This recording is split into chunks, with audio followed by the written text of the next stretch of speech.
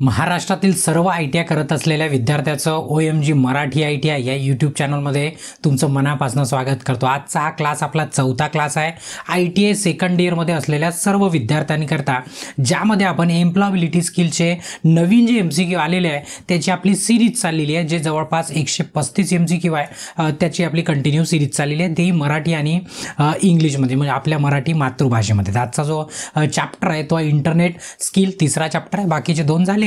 आणि जर तुम्हाला याची PDF डाउनलोड करायची असणार मराठी प्लस इंग्लिशमध्ये, तेही फ्रीमध्ये, तर तुम्हाला त्याची लिंक मी डिस्क्रिप्शनमध्ये देऊन ठेवलेली आहे। त्या लिंकमधून तुम्ही काय करू शकता, डाउनलोड करू शकता। आणि आजचा चौथा क्लास आहे। याच्यापूर्वी 3 क्लासेस झालेले आहे, 3 क्लास म्हणजे या 2 चॅप्टरवरती आजचा आपला तिसरा क्लास आहे, म्हणजे तिसरा क्लास नाही, क्लास चौथा, युनिट तिसरा आहे आपला।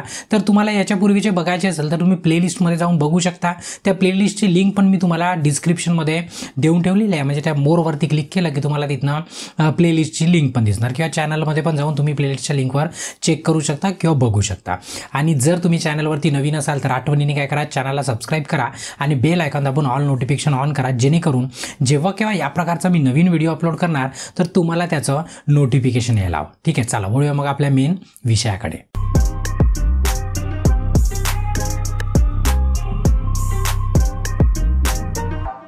तर आजचा आपला चौथा क्लास आहे सेकंड इयरच्या विद्यार्थ्यांकरता एम्प्लॉयबिलिटी स्किल नवीन MCQs, आणि त्याच्यामध्ये आपण तिसरा युनिटला कंटिन्यू करणार आहोत, इंटरनेट कौशल्य किंवा इंटरनेट स्किल असं म्हणून। त्याच्यामध्ये 20 प्रश्न आहे आणि आजच त्याला संपवण्याचा, म्हणजे या सेशनमध्ये संपवण्याचा प्रयत्न करू, म्हणजे 100% संपवूनच टाकू। ठीक आहे, तर पहिला प्रश्न आहे की गुगलवर नवीन माहिती शोधताना योग्य शब्द वापरणे महत्त्वाचे काय? सरळची गोष्ट आहे की कुठे गुगलवरच म्हणून नाही, असंही तुम्हाला जरा मला असं म्हणायचं आहे की अरे पाणी दे रे, तर मला असंच म्हणावं लागेल अरे पाणी दे रे। मी म्हणेल अरे बर्फ दे रे, तर तुम्ही पाणी द्याल का?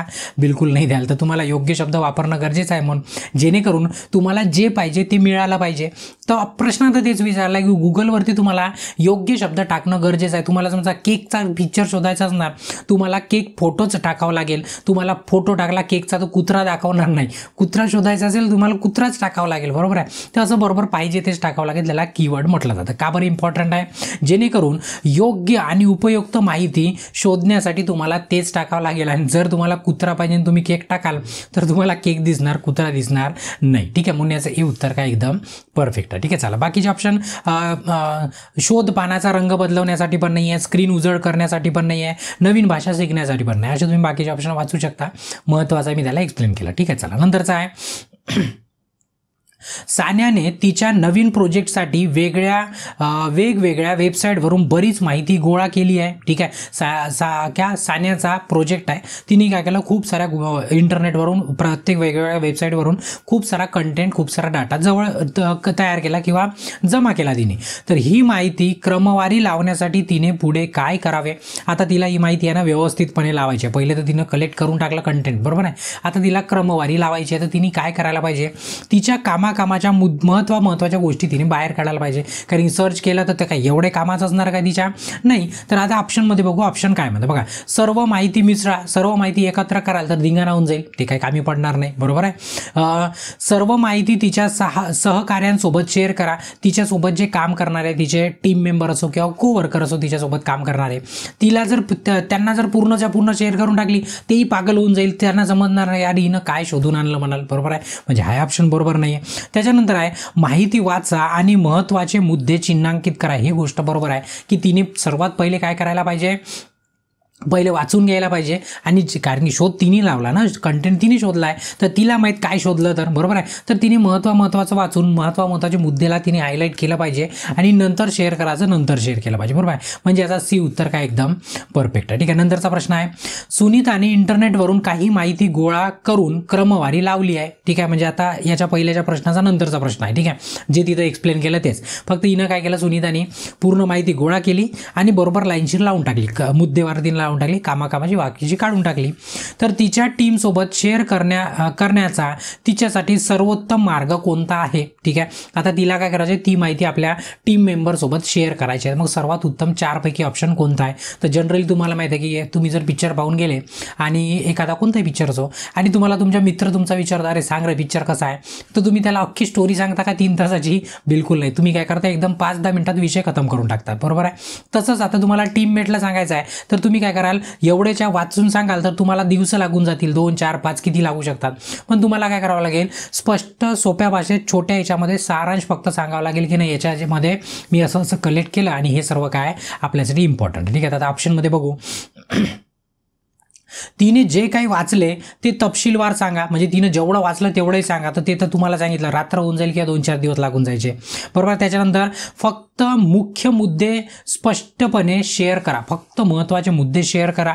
त्याच्यानंतर शक्य असल्यास साधे शब्द आणि चित्रे त्याच्यामध्ये वापरा आणि त्यांना शॉर्टकटमध्ये समजून सांगा. म्हणजे याचा बी ऑप्शन काय एकदम परफेक्ट आहे. ठीक आहे, चला नंतरचा प्रश्न आहे की तुम्ही जे शिकता त्याबद्दल विचार करणे चांगले का आहे. म्हणजे याचा अर्थ काय म्हणतात, प्रश्न काय म्हणतात ते सांगतो.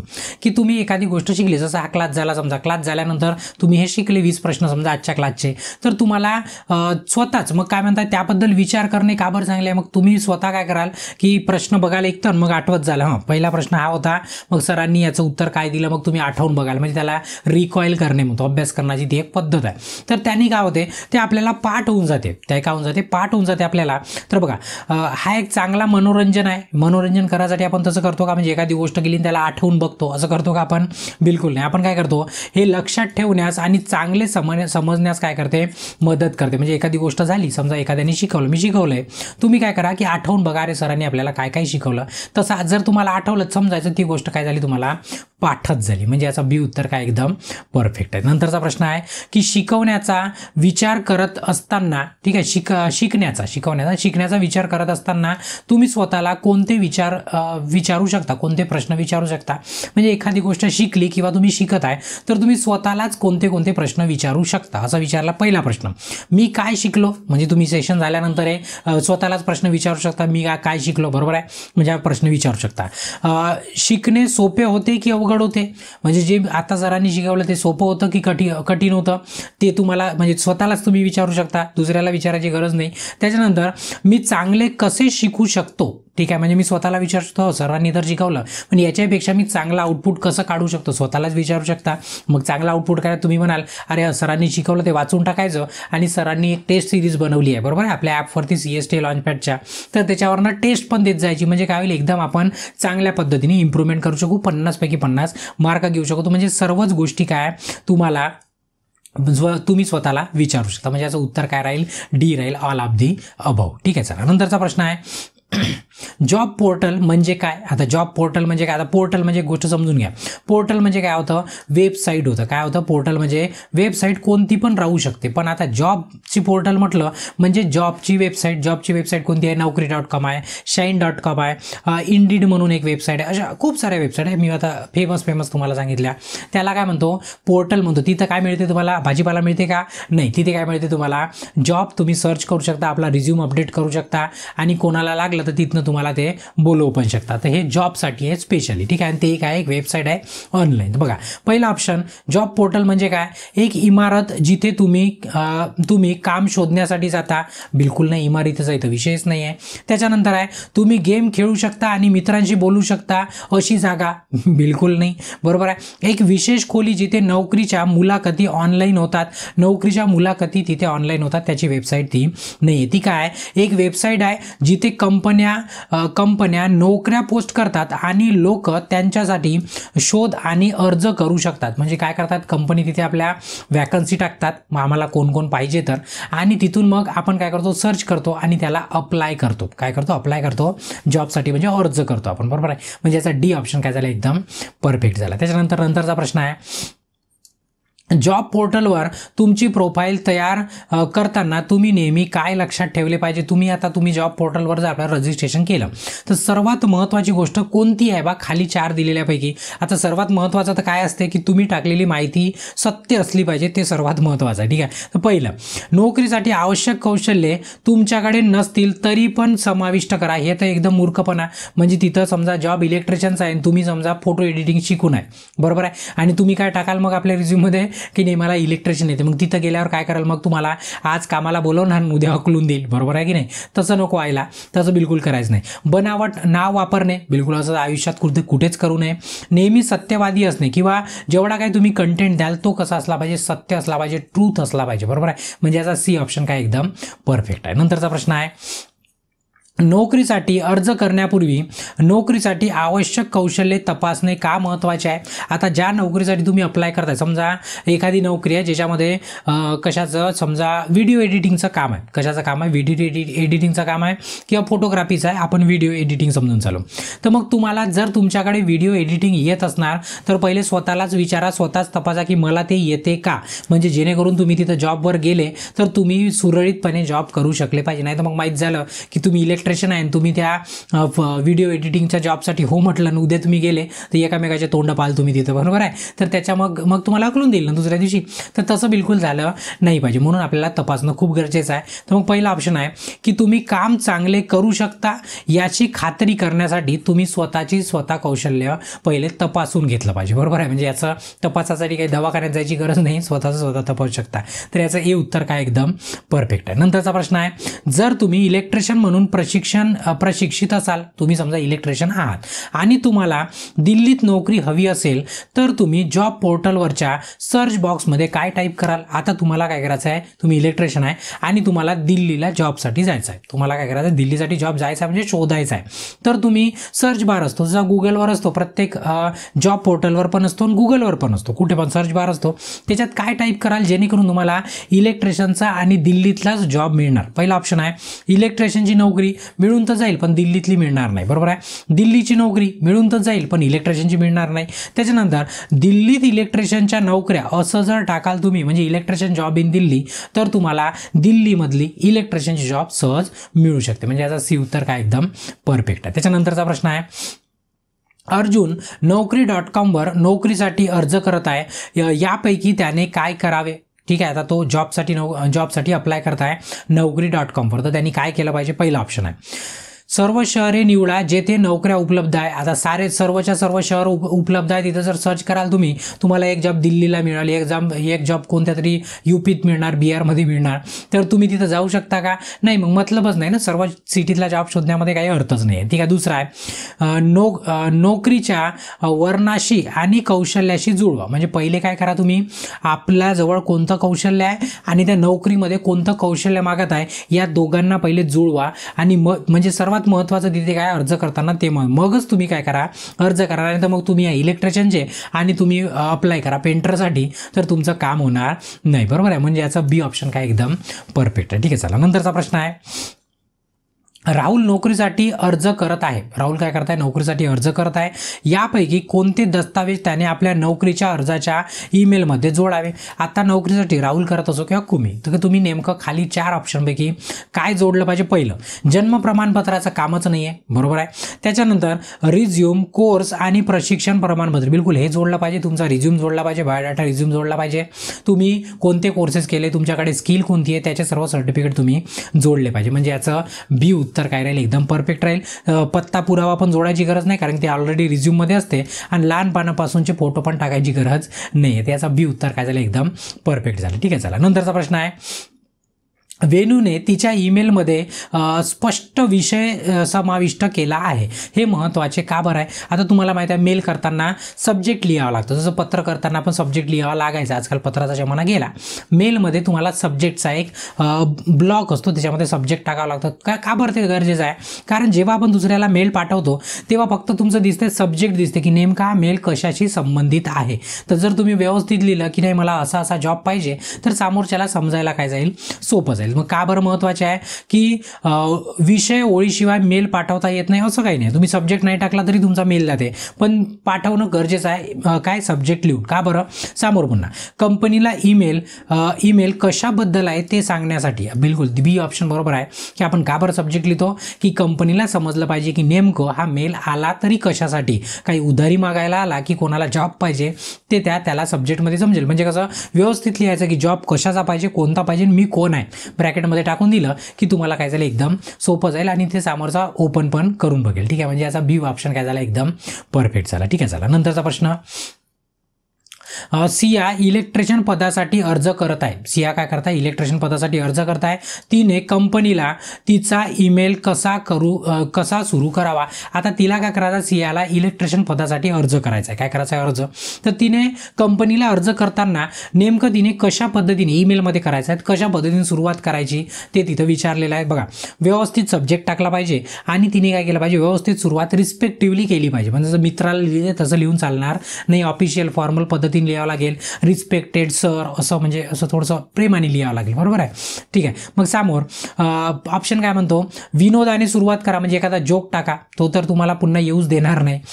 तिचे आवडते फोटो टाका. ठीक आहे, तुमचे म्हणजे आवडते फोटो टाका. तेही टाकून काही म्हणजे तसं काही करत नाही आपण. ठीक आहे. स्पष्ट विषय ओळ आणि विनम्र अभिवादाने सुरू करा. बिलकुल स्पष्टपणे तुमचा सब्जेक्ट लिहा आणि त्यांना विनम्रपणे अभिवादन करा. रिस्पेक्टेड सर, माननीय सर, जे काही लिहायचं आहे तुम्हाला. आणि मग काय करा? सुरुवात करा. म्हणजे याचं सी उत्तर काय एकदम परफेक्ट राहील. त्याच्यानंतरचा प्रश्न आहे, अर्चना ईमेलवर नोकरीसाठी अर्ज पाठवत आहेत. काय करताय? अर्चना ईमेलवर नोकरीसाठी अर्ज पाठवत आहे. मग ती तिचा रिझ्यूम आणि इतर कागदपत्रे कशी शेअर करू शकते? एकदम सोपं आहे. तुम्हाला मेलनी पाठवणं तर एकदम सेफ पण आहे. तुम्ही काय करा? स्कॅन करा, त्याची PDF बनवा आणि अटॅच करा आणि पाठवून द्या. एकदम सोपं आहे. बरोबर आहे? इथं ऑप्शनमध्ये बघू काय काय करायला ऑप्शन दिलेलं आहे. इथं तिच्या फोनवरून फोटो क्लिक करा आणि ते पाठवा. काय व्हॉट्सअपवरून पाठवणार आहे का? नाही, इथं काहीच लिहिलं नाही. म्हणजे ऑप्शन आपण सोडून देऊ. दुसरा, तिने ईमेलवर कागदपत्र पाठवू नये कारण सुरक्षित नाही. पण माझं म्हणणं आहे की इथे काय असतं? सुरक्षित असतं. पाठवू नये म्हणते नाही, ईमेलनेच पाठवावं लागेल. काही व्हॉट्सअपवरती कंपनीवाले तुमचा रिझ्यूम किंवा तुमची अप्लिकेशन घेणार नाही. ठीक आहे. त्याच्यानंतर दस्तावेजाची सामग्री ईमेलच्या मुख्य भागामध्ये कॉपी आणि पेस्ट करणे. ठीक आहे. म्हणजे तुम्ही काय करा? मेन तुमचा जो ईमेल म्हणजे तुमचे जे मेन डॉक्युमेंट आहे ते मेन बॉडीमध्ये टाका. तर तुम्हाला बॉडी कशाला म्हणते ते सांगतो बघा. मेलची पहिले असतं फ्रॉम, कोण पाठवत आहोत आपण, टू कोणाला पाठवत आहोत, इथं लिहायचं सब्जेक्ट कशासाठी पाठवत आहोत, ही काय असते? बॉडी असते. याच्यामध्ये तुम्हाला फक्त लिहायचं असते पत्रा टाईप. बरोबर आहे? आणि जर काही तुम्हाला अटॅच करायचं डॉक्युमेंट तर इथे अटॅच करण्यासाठी एक ऑप्शन दिला असतो अटॅचमेंटचा, तिथेच तुम्ही अटॅच केलं पाहिजे. बरोबर आहे? नंतर म्हणताय स्कॅन केलेले दस्तावेज PDF म्हणून ईमेल सह संलग्न करा. म्हणजेच अटॅच करा आणि मग पाठवा. म्हणजे डी ऑप्शन काय एकदम परफेक्ट आहे. बरोबर आहे? चला नंतरचा प्रश्न आहे, कल्पना करा की तुम्ही एखाद्या कंपनीत इलेक्ट्रिशियन या पदाकरता अर्ज करत आहे. कल्पना करा. ठीक आहे. तुमच्या नोकरीच्या अर्जासाठी खालीलपैकी कोणता ईमेल विषय ओळी सर्वात योग्य असेल? आता तुम्ही एखाद्याला मेल करताय, तुम्ही आपले डॉक्युमेंट आणि रिझ्यूम वगैरे पाठवता अटॅच करून, तर तुम्ही सब्जेक्ट काय लिहाल? मी मगाच सांगितलं सब्जेक्टमध्ये बरोबर लिहायचं की नेमकं आपण कशासाठी आपण तो मेल करत आहे प्रॉपर पद्धतीने, आणि ब्रॅकेटमध्ये आपलं नाव लिहून टाकायचं. तर ऑप्शनमध्ये जर बघितलं तर इलेक्ट्रिशियन जॉब अर्ज असं लिहू शकता तुम्ही. हे ठीक आहे, थोडा बहुत ठीक आहे, अर्ध ठीक आहे. नवीन नोकरी अर्ज असं लिहायला का सब्जेक्ट? बिलकुल नाही. तातडीने लक्ष देणे आवश्यक आहे असे लिहिण्याला का घाबरवताय का तुम्ही समोरच्याला? नाही. बरोबर आहे? त्याच्यानंतर आहे की इलेक्ट्रिशियन पदासाठी अर्ज आणि ब्रॅकेटमध्ये तुमचं नाव. हे बिलकुल बेस्ट वे आहे. म्हणजे डी नसता तर तुम्ही ए मारला असता, पण आता ए पण काय झाला? गलत झाला. डी ऑप्शन काय एकदम याचं परफेक्ट आहे. ठीक आहे. चला नंतरचा प्रश्न आहे, इंस्टाग्राम, यूट्यूब आणि व्हॉट्सअप तुमचे काम शोधण्यास कशी मदत करू शकते? आता कसं आहे, इंस्टाग्राम झालं, यूट्यूब झाला, व्हॉट्सअप झाला, तुम्ही फालतू टाईमपास करण्याकरता पण वापरू शकता. आता तुम्ही कसं वापरता त्याच्यावरती ते डिपेंड करतं. ठीक आहे. तर इथं तुम्हाला विचारला की तुम्हाला काम करण्यास किंवा काम मिळवण्यास कशा पद्धतीने ते तुमची मदत करू शकते.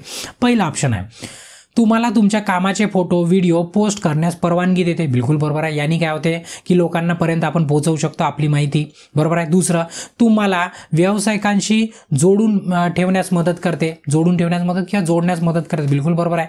म्हणजे आपल्या रिलेटेड जे लोक आहे आपल्या प्रोफेशनच्या त्यांच्याशी पण जोडण्यास मदत करते. काय? व्हॉट्सअप, आपल्याला इंस्टाग्राम म्हणजे कम्युनिटी असते आपली. बरोबर आहे. त्याच्यानंतर ग्राहकांशी थेट आणि जलद संवाद सक्षम करून. ठीक आहे. म्हणजे तुम्हाला मदत कशी करू शकते? ग्राहकांना पटकन ऑर्डर द्या, पटकन ऑर्डर घ्या, काही प्रॉब्लेम असणार तर बोलू शकता, फास्टमध्ये तुम्ही चॅटिंग करू शकता, ऑर्डर घेऊ शकता, हे सर्व करू शकता. म्हणजे या सर्वच यानी काय होते, अशा पद्धतीने त्याला काम मिळू शकते. म्हणजे याचं डी उत्तर काय झालं? एकदम परफेक्ट झालं. ठीक आहे. नंतरचा प्रश्न आहे, तुम्ही यूट्यूबवरील टिप्पण्या उत्तर का द्यावे? समजा तुमचं यूट्यूब चॅनल आहे, जसं आपलं यूट्यूब चॅनल आहे, तर तुम्ही त्या टिप्पण्या म्हणजेच कमेंट म्हणतो, कमेंटला उत्तर का बरं द्यावे? आता तुम्ही बघितलं असेल मी मॅक्झिमम कमेंटला रिप्लाय देण्याचा प्रयत्न करतो, फक्त कधी कधी काय होते उशीर होऊन जातो. ठीक आहे, तर कशासाठी की आपल्या दोघांमध्ये कनेक्शन आहे ते दाखवण्याकरता का नाही माझं तुमच्याकडे लक्ष आहे बा त्याच्याकरता, म्हणजेच आणखी व्हिडिओ मिळवण्यासाठी बिलकुल नाही. त्यामुळे दर्शकांना जोडलेले वाटते, म्हणजे आपण जर रिप्लाय दिलं तर त्यामुळे काय होते दर्शकांना असं वाटते की आपण दोघं काय झालेला जुळलेला. बरोबर आहे, त्याच्यासाठी कमेंटला रिप्लाय देणं गरजेचं असतं. बरोबर आहे, मग याचं बी उत्तर काय झालं परफेक्ट. त्याच्यानंतरचा प्रश्न की राज एक प्रभावित सुतार आहे. राज काय एक प्रभावित सुतार आहे. यूट्यूबवर त्याचे काम दाखवून राजला कशी मदत होईल. आता राजने काय केलं आहे यूट्यूबवरती व्हिडिओ टाकले, म्हणजे लोकांना दाखवायसाठी टाकले, तर नेमकी आता त्याला मदत कशा पद्धतीने होऊ शकते. पहिलं, हे लोकांना त्याचे सुतारकाम कौशल्य पाहण्यास आणि त्याच्या कौशल्याची प्रशंसा करण्यास अनुमती देते. बिलकुल, म्हणजे काय करू शकते लोक बघू शकते आणि त्याची प्रशंसा करू शकते. वा वा तुझं किती छान काम आहे बा, उद्या चालून आम्हाला काम असेल तर आम्ही पण तुला देईल. बरोबर आहे, असं काम त्याच्या मदतीला येऊ शकते. हे राजला त्याच्या कामाच्या स्वारस्य असलेल्या लोकांशी संलग्न करण्यास मदत करते. म्हणजे जे लोक स्वारस्य म्हणजे काय, जे इंटरेस्टेड आहेत कारपेंटरच्या कामामध्ये त्यांच्याशी पण जुळण्यास काय करते मदत करते. त्याच्यानंतर यामुळे राजला अधिक ग्राहक मिळण्यास मदत होऊ शकते. याच्यामुळे काय होऊ शकते राजला कामं पण मिळू शकते, मदत मिळू शकते, म्हणजे सर्वच्या सर्व याच्याने काय होऊ शकते फायदा होऊ शकते जर त्यांनी यूट्यूबवर व्हिडिओ टाकला तर. बरोबर आहे, नंतरचा प्रश्न आहे म्हणून त्याचं डी उत्तर काय होतं परफेक्ट होतं. नंतरचा प्रश्न आहे की रणजितचा छोटा बेकरी व्यवसाय, रणजितचा बेकरीचा व्यवसाय, बेकरी म्हणजे इथं पाव वगैरे बनतात ना, ब्रेड वगैरे, तो बेकरीचा व्यवसाय. ठीक आहे, व्यवसायासाठी व्हॉट्सअप वापरणे रणजितला रिकामी जागा मदत करू शकते. आता कशा प्रकारे मदत करू शकते ते विचारलं. पहिलं, मित्रांची गप्पा मारून त्याला काय फायदा होणार आहे का, बिलकुल नाही. ग्राहकांच्या ऑर्डर आणि प्रश्नांचे त्वरित प्रतिसाद देण्यास व्हॉट्सअप त्याला मदत करू शकते. बिलकुल, समजा त्याचा बेकरी आहे म्हणजे केक वगैरे बनवत असणार, पटकन ऑर्डर घेऊ शकते, पटकन कोणाला काय प्रश्न आहे, कोणता केक पाहिजे रे, कोणता फ्लेवर पाहिजे रे, कितीचा होते रे, पटापट तो रिप्लाय देऊ शकतो ग्राहकांचे, म्हणजे हा काय राहील त्याचा फायदा राहील. ठीक आहे, बेकिंग ट्युटोरियल बघण्यासाठी त्याच्यावर काय ट्युटोरियल दिसत नाही.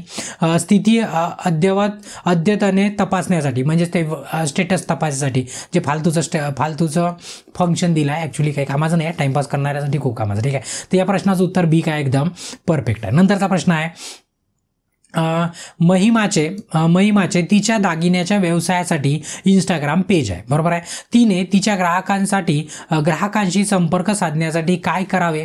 जसं समजा आता माझं पण एक इंस्टाग्रामचं पेज आहे रोशन ताजने फॉर यू असं, म्हणजे मी इलेक्ट्रिकलशी रिलेटेड आहे, मी काय करेल इलेक्ट्रिकलशी रिलेटेड पोस्ट करेल, किंवा ITची रिलेटेड आहे तर ITची रिलेटेड काय करेल मी पोस्ट करेल, तुम्ही माझ्या अकाउंटवर जाऊन बघाल. म्हणजे काय माझं काम आहे त्याच्याशी संबंधितच पोस्ट करणे. बरोबर आहे, आता फालतूपणा करणारे पण करू शकतात. बरोबर आहे की नाही, तर मग काय केलं पाहिजे तिने, तिचं दागिन्याचं दुकान आहे तिचं. बरोबर आहे, तिने डान्स पोस्ट करावं, डान्सच्या पोस्टच्या रील करावं, बिलकुल नाही, कोणी बघणार पण नाही.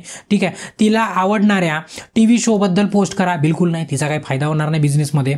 सोशल मीडियावर कथा म्हणून तिच्या व्यवसायाबद्दल दैनंदिन अपडेट करा. कथा म्हणजेच त्याला आपण स्टोरी म्हणतो, स्टोरी म्हणतो. तिने डेली काय करावं की आपल्या बिझनेसच्या म्हणजे दागिन्याच्या जे तिचे दागिन्यांचा व्यवसाय आहे त्याचे रोज स्टेटस म्हणा किंवा स्टोरी काय करावं ठेवत जाऊ. बरोबर आहे, म्हणजे याचा सी ऑप्शन काय झाला एकदम परफेक्ट झाला. ठीक आहे, तर हा 20वा प्रश्न होता. कितवा होता 20वा प्रश्न.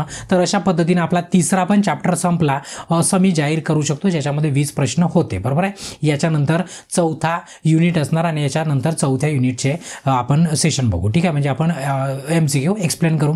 त्यापूर्वी जर कोणाला काय करायचं आहे की जर फुल टेस्ट जॉईन करायची असणार, नवीन आणि जुने MCQ दोन्ही इन्क्लूड आहे, छान पद्धतीने आहे, 50 पैकी 50 घेऊ शकता अशी प्रॅक्टिस होते. तर CST लॉन्चपॅड ॲप डाउनलोड करायची, त्याची लिंक मी तुम्हाला डिस्क्रिप्शनमध्ये दिलेली आहे. आणि जर तुम्हाला व्हिडिओ आवडला असेल तर आठवणीने व्हिडिओला काय करा, लाईक करा, तुमच्या जवळच्या मित्रांना काय करा शेअर करा. आणि काही मनामध्ये प्रश्न वगैरे असतील तर तुम्ही काय करू शकता कमेंट करू शकता. आणि अजूनपर्यंत चॅनलला सबस्क्राईब नसेल केलं तर चॅनलला सबस्क्राईब पण करा. आणि याच्यानंतरचा नेक्स्ट व्हिडिओ बघण्याकरता नेक्स्ट व्हिडिओवरती क्लिक करून बघू शकता. तोपर्यंत ब्रेक घेतो. धन्यवाद.